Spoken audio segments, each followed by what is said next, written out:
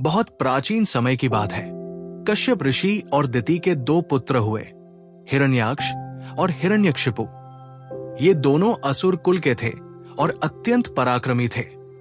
शक्ति की चाह में उन्होंने घोर तपस्या की। उनकी तपस्या से प्रसन्न होकर ब्रह्मा जी उनके सामने प्रकट हुए और वरदान मांगने को कहा।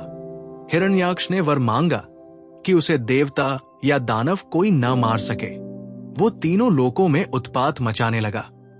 अंततः उसका वध भगवान विष्णु ने वराह अवतार में किया। हिरण्यकशिपु ने और भी कठिन वरदान मांगा। उसने कहा, मुझे न मनुष्य मारे, न पशु, न देव, न दानव, न दिन में, न रात में, न घर के भीतर, न घर के बाहर, न आकाश में, न पृथ्वी पर, और न अस्त्र से, न शस्त्र से। ब्रह्मा जी ने उसकी ये मांग स्वीकार कर ली। वरदान पाकर हिरण्यकशिपु का घमंड 7वें आसमान पर पहुंच गया। उसने तीनों लोकों पर अधिकार कर लिया। देवता भयभीत होकर छिपने लगे। सभी को आदेश दिया गया कि अब से केवल उसकी पूजा होगी, कोई विष्णु का नाम भी नहीं लेगा। लेकिन नियति कुछ और ही थी।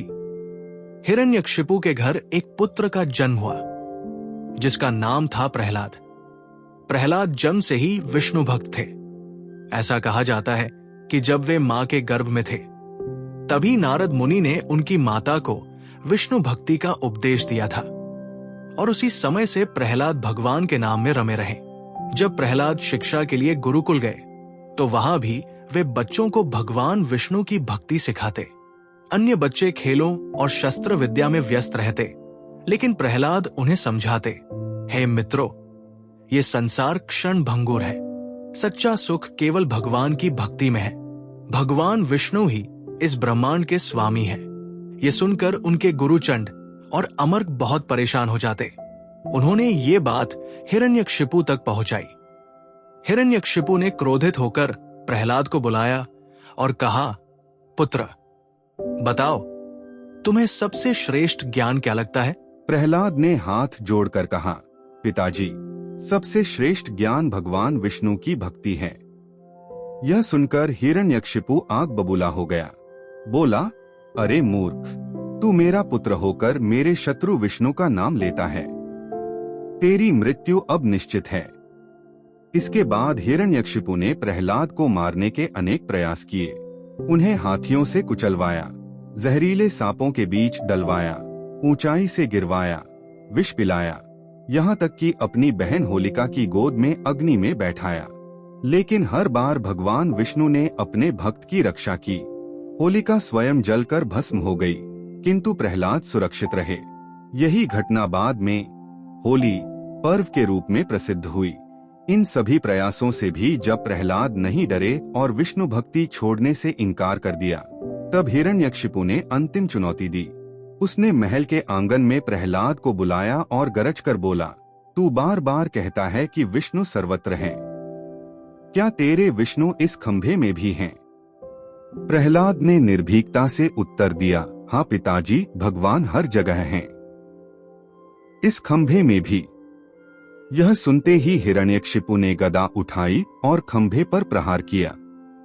खंभा तुरंत फट पड़ा और वहां से प्रकट हुए भगवान विष्णु नरसिंह अवतार में। उनका रूप अद्भुत था, आधा मनुष्य आधा सिंह। उनकी दहाड़ से आकाश पाताल गूंज उठे। देवता हर्षित हो गए और असुर भय से कांप उठे। हिरण्यकशिपु ने युद्ध करने का प्रयास किया, लेकिन भगवान नरसिंह ने उसे पकड़ लिया। संध्या का समय था, न दिन न रात।